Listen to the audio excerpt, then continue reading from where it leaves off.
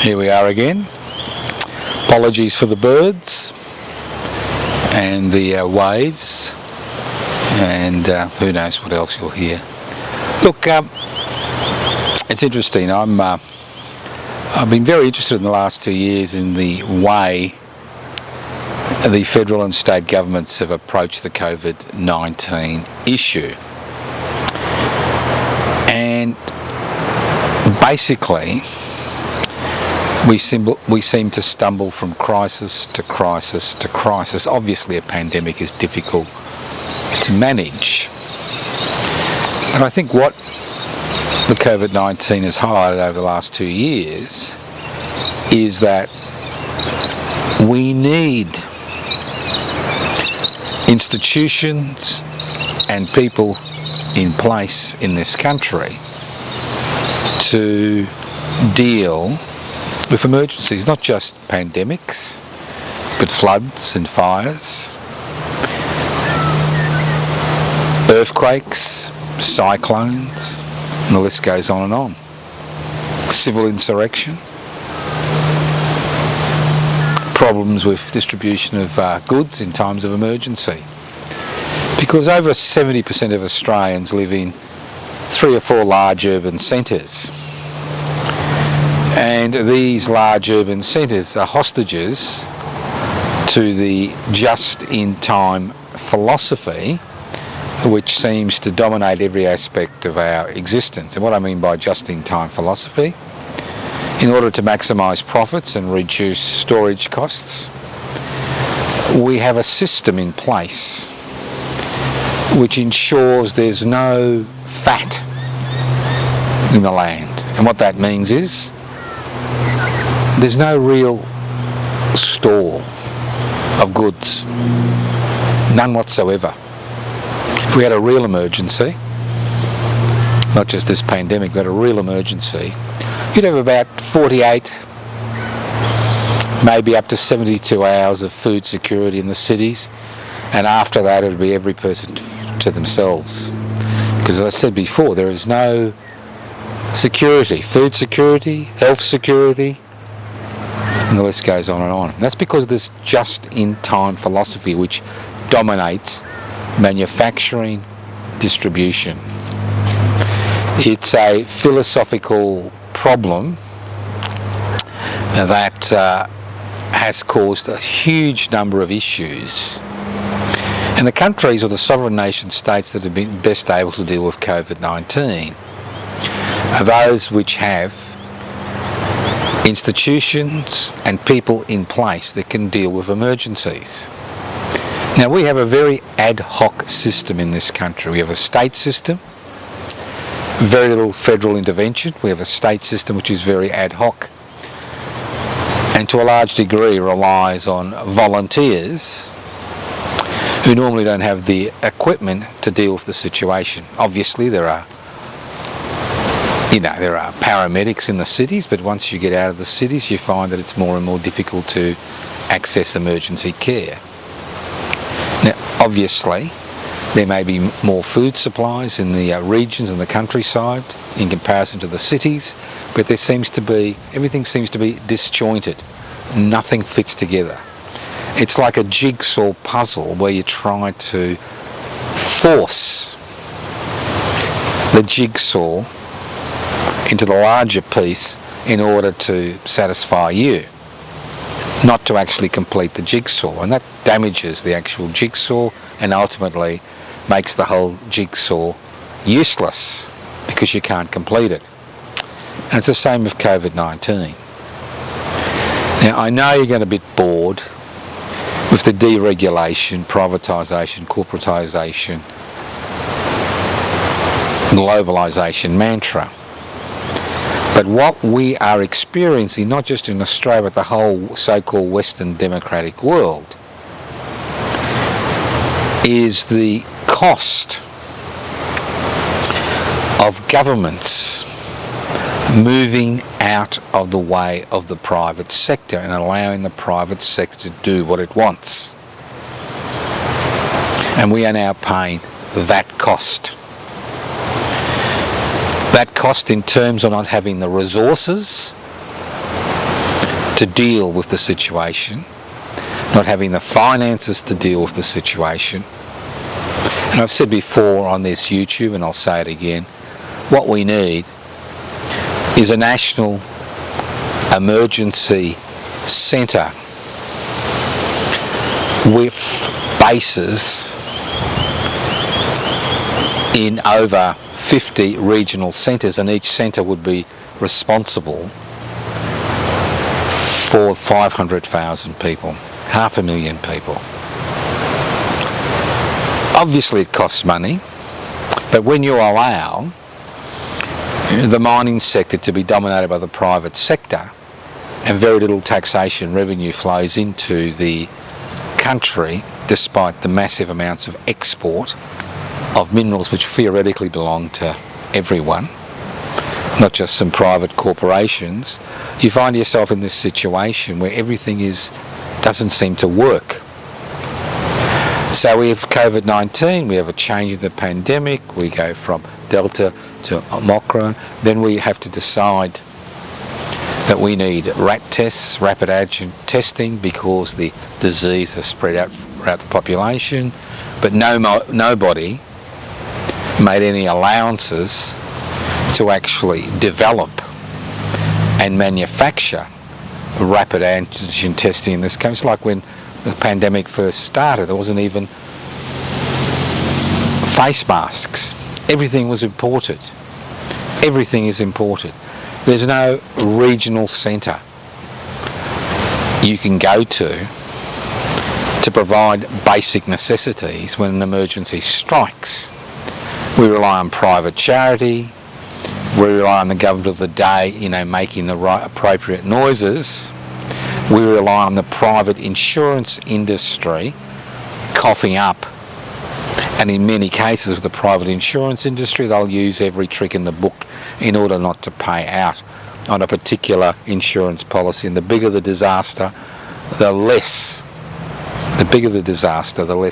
ability of private insurance companies to deal with the situation. There is no financial emergency pool of any significance. There is no national coordinating centre for emergencies. There aren't people who are employed to deal with emergency situations as they arise. And the dilemma is, as we go further and further into climate change and the climate emergency, there will be pandemics, there will be tornadoes, there will be cyclones, there will be floods. People will die because of the heat.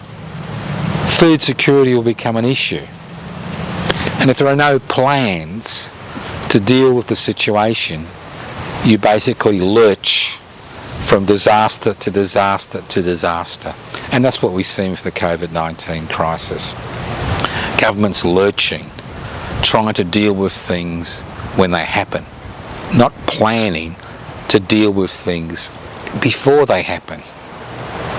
After the pandemic, the SARS pandemic in 2008, many countries, especially Asian countries, got themselves organised, especially the Chinese, to deal with future pandemics. But in Australia, we just shrugged our shoulders. Every year, we have stories of personal disasters as people are burnt out and people are flooded out, and we see it year after year after year.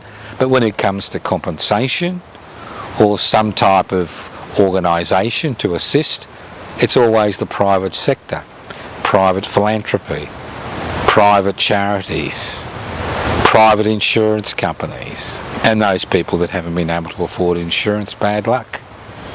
And the list goes on and on.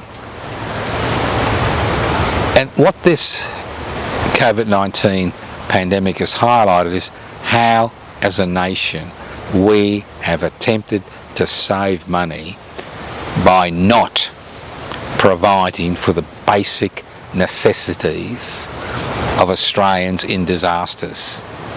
This was a specific political decision which was made to increase profitability for the private sector and increase employment.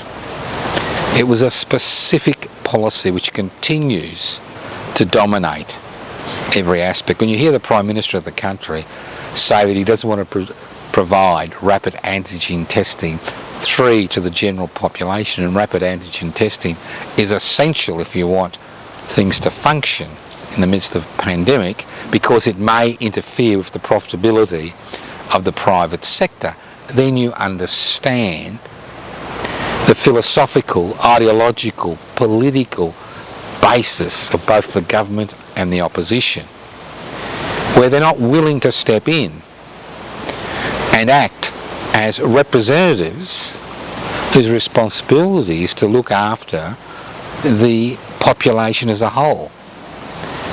They believe they are there to look after the private investment for private profit crowd. And every piece of legislation that goes through is designed to maximise private profits.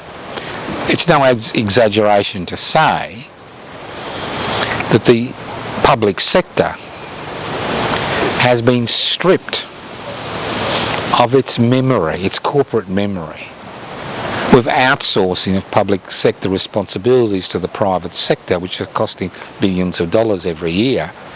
What we see is government receiving the advice their ideological position warrants, but we are not seeing anything happen that reinforces the idea that a government is there to look after the interests of the people. And that's the dilemma.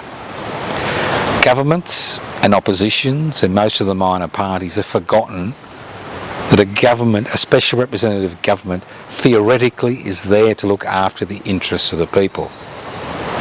Historically, the state and governments were created to look after the interests of those who exercise power in a particular region, whether it was power based on some type of philosophy or a common language or a religious belief. The role of that government was to ensure that those who exercise power and held wealth in their hands continue to exercise power and hold wealth in their hands. We see this in military dictatorships around the world today. We see it in Burma, we see it in Sudan, we see it in Belarusia, we see it in Kazakhstan, and the list goes on and on. But what we don't see is governments looking after the people they theoretically represent. And that's why we see so many revolts and riots and protests and dissatisfaction with how governments handle the situation. And when you create a situation where people no longer have any faith in their representatives, you create a very dangerous, unstable situation. And as I talk to people around the country, what I hear over and over and over again is they're in there for themselves, they're in there for their private mates, they're in there for the large corporations. They have forgotten the lessons of the 19th and 20th century. Because in the 19th and 20th century, hundreds of thousands, not millions of people were killed by governments which can, and monarchies, theocracies, and the list goes on and on, who wished to retain power. But through that sacrifice, what happened is the role of governments in many parts of the planet have changed, and they changed for the better. The government was not there just to maintain the status quo. It was also there to provide for the needs of the people, whether it was essential services, whether it was national disasters, whether it was regional disasters, whether it's individual disasters. The role of the government had been changed through action, through protests, riots, revolutions, rebellions, to take into account the needs of the people that government governed. In the last 50 years, during the privatisation revolution, where publicly owned assets, especially essential services, have been given over to the private sector, where regulations have been removed to allow the private sector to do what it likes, where globalisation has occurred, where we've allowed millions of people to come into this country to perform work that Australians could do. That's right. And the key is millions of people who are on temporary short-term visas. They can be deported whenever the government or the business they're employed with likes. Millions of people come in, 1 in 7 workers came into this country before COVID-19, who are not paid the right amount, who are exploited and used as cheap labour. No wonder today the old business model doesn't work, because what COVID-19 highlighted is the fact that the old business model was based on the exploitation of overseas workers, non-unionised overseas workers. At the same time, we have seen the destruction of the once powerful trade union movement, where we saw the ridiculous situation where the CFMEU, 2 organisers in the union, were fined $75,000 for intemperate speech. In other words, they, used a few swear words. It's extraordinary. I mean, we love to talk about how bad things are everywhere else and what a wonderful society we have, but the reality is, what COVID-19 has highlighted is the rich get richer, the poor get poorer, those with power exercise power, and those without power are marginalised and excluded. This is not a natural state of affairs. People say to me, oh, that's the way it's always been. Nothing will ever change. What's the point of being alive? What's the point of being alive if that's what you think? That nothing will ever change. Things change. Slavery was commonplace around the world 200 or 300 years ago. It's now not the norm. Many of the issues that people have fought for and won those battles, whether it's gay rights, non-binaries, and the list goes on, came because people struggled for it. But the time now has come where that struggle needs to morph in a more widespread struggle. Not a struggle just based on individual rights, but a struggle based on who owns the means of production, distribution, exchange and communication. How these institutions need to be owned collectively by the community in order to provide essential services, especially in times of disasters, where we should have a future fund that is used. We have a future fund now, but it's basically used for nothing. But a future fund which is used to look after the interests of the people of this country. The divide and rule mentality which currently dominates federal and state-based politics is very good for that small section of society that owns the means of production, distribution, exchange and communication. It's very good for the 8% of Australians who are part of the investment class, but it's not good for the rest of us. And ultimately, change will come when you decide you've had enough. And whether you join public interest before corporate interest or another organisation, what's important, the organisations that you need to think about joining or creating, if there's no organisation that suits your purposes, are those that are inclusive, that include people irrespective of the language they speak, their racial origins, their culture, their sexuality, their gender, and the list goes on and on. Because while we continue to focus on issue-orientated politics, nothing will change. Nothing fundamentally will change. That's why we see issues being incorporated into dominant government legislation and dominant culture, because they can be incorporated. But nobody can incorporate the struggle to devolve and share power and the struggle to hold wealth in common and use it for the common good for everybody on this continent and the islands around this continent, not just a small minority which continues to pull the parliamentary puppet strings to ensure that legislation that is passed continues to suit their economic, social, cultural and ideological interests. You may think this is a hard struggle. Of course it's a hard struggle. Nothing is easy. The harder the struggle, the greater the satisfaction when you achieve victory. Not ultimate victory, but those little victories that we all achieve as we go through life. It's not an all or nothing proposition. It's a proposition about being involved.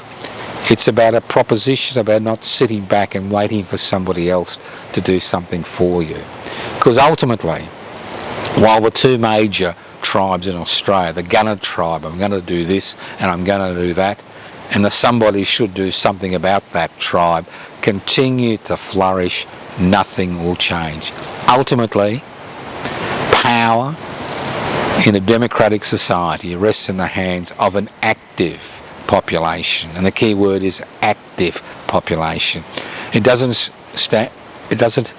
not held by the state or the government of the day or the armed forces. Ultimately, in a democratic society, power is held by an active people.